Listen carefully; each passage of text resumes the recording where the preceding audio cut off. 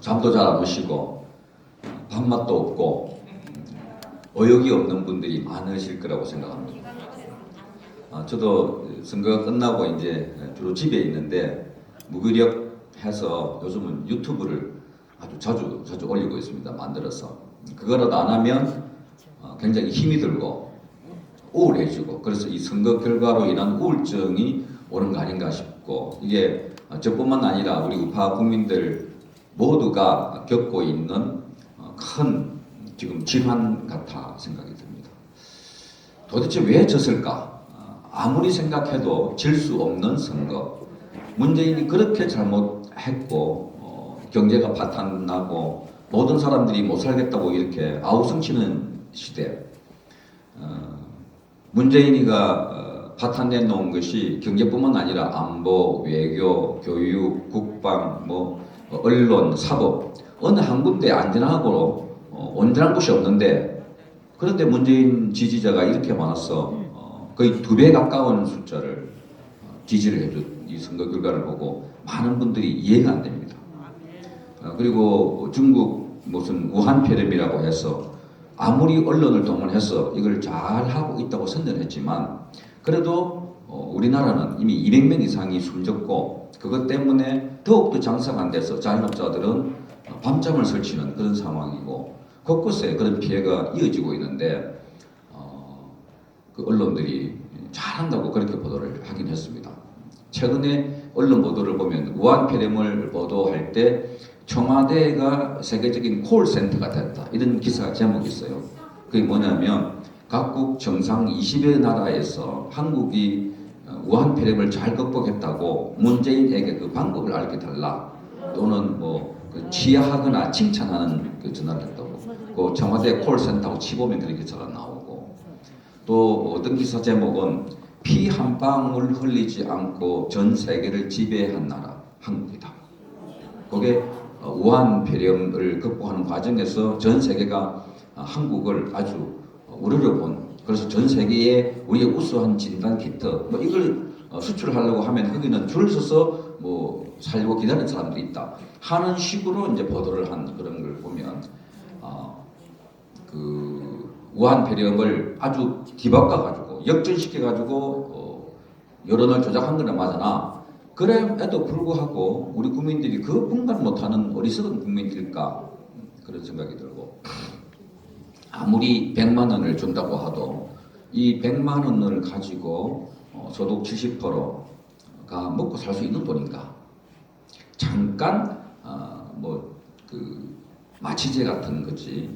경기가 안 좋으면 바로 다음 달 또 다음 달 계속해서 지금 이 한 번 무너진 경기를 회복시키려고 하면 시간이 굉장히 많이 듭니다. 아시다시피 그제 나온 통계 자료를 보면 11년 만에 가장 큰 폭의 고용 참사. 너무나 경기가 안 좋아서, 더구나 이 우한폐렴 때문에 지난 3월달 이 고용은 거의가 일자리를 다 잊고 방황하고 있는 그런 나라인데, 거기에 이 집권 여당에게 표를 180석이나 몰아줬다. 그 해석이 안 되니까, 아무리 해석하고 안 되니까 찾아보니까 퍼즐이 아까 63대 36이라는 퍼즐이 하나 둘씩 맞아 들어가는 것이 이것이 긴가 보다. 그러니까 청관인 이름이 적어놨는데, 그 적어놓은 이름과 함께 나중에 받아본 청관인, 그 청관인 이름을 쓸 때, 사인을 쓸 때 사진 적어놨는데, 진짜 이 청관인 이 자기가 투표하며 사인을 적은 그 표를 보니까 다르게 되어 있는 그런 문제라든지, 아까 말한 서울, 경기, 인천, 이런 것들이 우리가 이 선거가 부정선거라고 주장할 수 있는 충분한 의혹이 되는, 의심이 되는 정황이다. 또 그런 내용들이 유튜브에 많이 나왔습니다.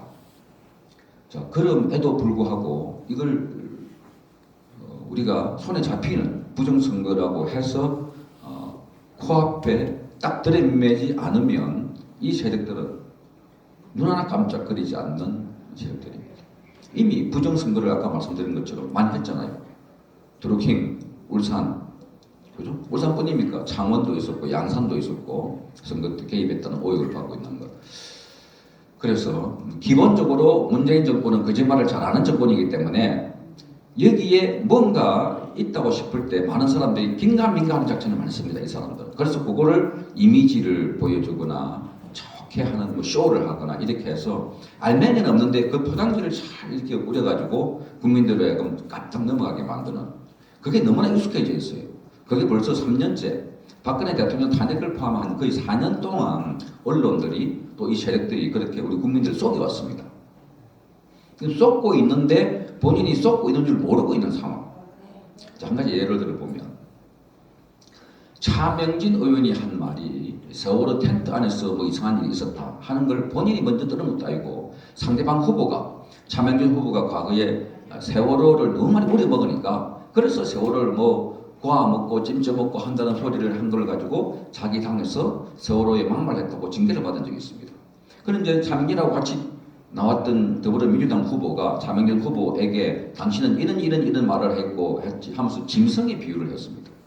그래서 차명진 후보가 그러면 당신은 세월호 텐트 안에서 일어났던 일 땡땡땡을 아느냐라고 이야기를 했잖아요. 그러니까 그걸 듣고 저희들도 야, 좀 너무했다. 세월호에서 그런 일이 일어날 수가 있나? 어린 애들이 죽었다고 그렇게 몇 년 동안 텐트 쳐놔놓고 추모한다고 기억하자고 잊지 말자고 기억 너머에 진실이 있다고 그렇게 말했던 사람들이 그렇게 추잡한 일을 할 수가 있나? 분노가 올라왔는데 그런데 이 자기 당에서 그런 막말을 하는 사람이 어딨나고 척 잘라버리죠. 그죠? 어쨌든 뭐 자를 하다가 안 되니까 윤리위원회 매겨가지고 탈당 했는데 이거를 보고 많은 사람들이 또 그 보도를 하니까 차명진이 막말을 한 거 맞나? 세월호 안에서 한 그거는 그렇게 하면 표현하면 안 되는가 보다 이게 속아가거나 그렇게 자기 생각을 수정하는 내가 생각했던 게 참 잘못된 것 같고 차명진이가 한 말이 막말이 맞는가 보다 그러기에 저기 거대 야당에서 자기 후보를 저렇게 화가 나가지고 자르기도 하지. 이게 오늘날 대한민국 국민들의 흔들리는 언론, 여론, 선동에 쏘가 넘어가고 있는 상태입니다. 그러니까 언론에서 계속해서 문재인이가 우한 폐렴을 극복했다. 전 세계가 키트를 살려고 한다. 막 FDA 승인 받았다. 그 거짓말이었어요. FDA 승인 받았다는 것도. 뒤에 뉴스 나온 거. 그 어느 것도 없었어요. 그러니까 이런 것들에 우리가 자꾸 노출되고 익숙해지니까 이미 우리 국민들은 문재인이가 하는데 쏘가 넘어가는데 이미 그걸 정도를 기준점을 잡지 못한다. 어느 언론이든 야당이든 제대로 중심을 잡아서 그래 저걸 보면은 이 상황을 이해돼 하는데 그걸 보면 이해되는 KBS나 MBC, SBS, YTN, JTBC 어느 신문도 없어요. 어느 방송도 없어요. 언제는 이랬다가 어떻게 저렇게 했다가 심지어 조중동도 자기에게 유리하면 우파를 공격하고 그러니까 우리 국민들이 가만히 듣고 있다가 한쪽에서 싹 몰아가면 몰려가는 현상에 너무나 익숙해 있다. 언제부터 시작됐느냐? 광우병부터 시작했다가 문창극 총리 낙마도 그래 보였고 박근혜 대통령 세월호 7시간 때 그렇게 난리를 친 거 아닙니까? 그런데 그 듣고 보니까 그 세월호 7시간에 보도했던 내용들이 하나도 맞는 게 없습니다.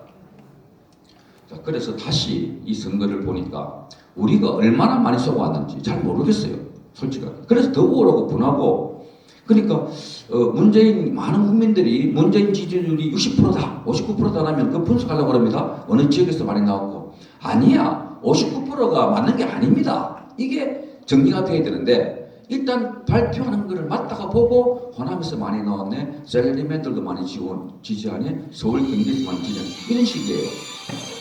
말하자면 이번에 문재인이가 선거에서 이긴 이것도 180석이다. 맞다라고 전제를 해버리니까 나머지 저기 부정선거라고 그러니까 또 우파들은 선거가 끝나고 나면 땡깡부린다. 선거 때마다 저런다. 라고 얘기한 사람이 바로 우파 안에 있는 이준석이라고 하는 자가 어제 그렇게 얘기했습니다. 그러니까 이제 우리 국민들이 헷갈리는 거예요. 그러니까 우리끼리 다투는 거예요. 그래서 어제 보면 SNS 전체가 빨리 알려주세요. 급합니다. 위원장님 이거 유튜브 해주세요. 저기 유튜브 보세요. 이범규 보세요. 선구자 보세요. 하루 종일 어제의 유튜브의 검색어 1위는 부정선거. 그만큼 우리 우파 국민들이 답답하고 또 이거 외에는 다르게 설명할 필요 없으니까 그렇게 알렸는데 이미 이 구도도 굳어져서 그렇게 알리는 사람과 또 그걸 소식을 받는 사람도 극히 제한되어 있다. 우파 국민 전체가 다 그렇게 하는 게 아니라 국민들 가운데 일부만 하고, 그리고 그걸 소식을 들은 그러니까 미래통합당의 국회의원 떨어진 자도 이준석이도 그렇게 얘기한다. 그러면서 미래통합당이 패배한 것은 유튜브에만 보고, 우파들이 유튜브만 보고 갔기 때문에 망했다. 이런 소리를 또 어디 나와서 하면 그걸 듣는 우파들도 맞아. 이렇게 해서 우리 내부가 아노미처럼 지금 뭔가 붕괴되고 있는 상황이 왔습니다. 이럴 때 가장 확실한 것은 기준과 원칙을 보고 지켜야 됩니다. 그러면 자, 문재인을 다시 돌아보니까 이 자가 진실로 말하거나 참을 말하거나 한 적이 거의 없습니다. 온갖 부정 비리를 저지르던 조국을 그 언론이 그렇게 청문회 가고 하는데 가운데 법무부 장관으로 임명한 것이 문재인입니다. 그리고 저 현충일 행사 가서 우리 국군의 뿌리를 누구죠?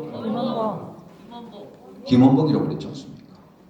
그리고 신영복을 존경한다고 그러고, 그러니까 이 사람, 이 체제가 하는 것은 전부 다 거짓말이 많다. 그래서 이 선거 자체도 보면은 믿을 수 없는, 다시 복귀해보니까 과거에 양정철이가 국정원장하고 저 어디 음식집에서 밥을 먹고 그 차를 불렀는데, 대리운전을 불렀는데 대리운전 값을 그 식당 주인이 줬다는 소리 들었습니까? 기억났습니까? 양정철이가 왜 국정원장을 그때 만났을까요? 그러니까 이 과정에 국정원장이 어떻게 개입되어 있고, 이 과정에 여권의 어떤 사람들이 어떻게 개입되고, 자, 선거관리위원회 상임위원이 조혜주라고 장관급입니다. 이 사람을 임명할 때 당시에 자유한국당이 반대를 했습니다. 왜? 문재인 대선 캠프에서 이름이 올라가 있던 사람입니다. 그래서 그 사람이 선거관리위원회 상임위원이 되면 올바른 선거관리를 못한다. 그래서 청문회 아예 열지도 못하게 했습니다. 그랬더니 문재인이가 덜렁 임명을 해버렸습니다. 청문회 열지도 않고.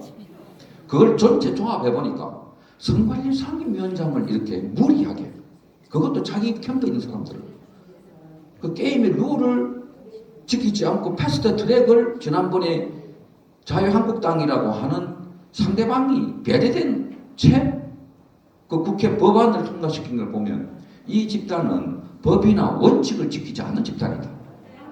자, 그렇게 다시 환원해서 다시 복귀를 해보니까 문재인 이 집단은 정말 황교안 대표가 전에 뭐 찾아가서 영수회담을 하자, 뭘 하자 할 대상이 아니다. 이자는 그냥 끌어내야 하는 집단이다. 이자는 싸워야 할 집단이지 타협할 대상이 아니다.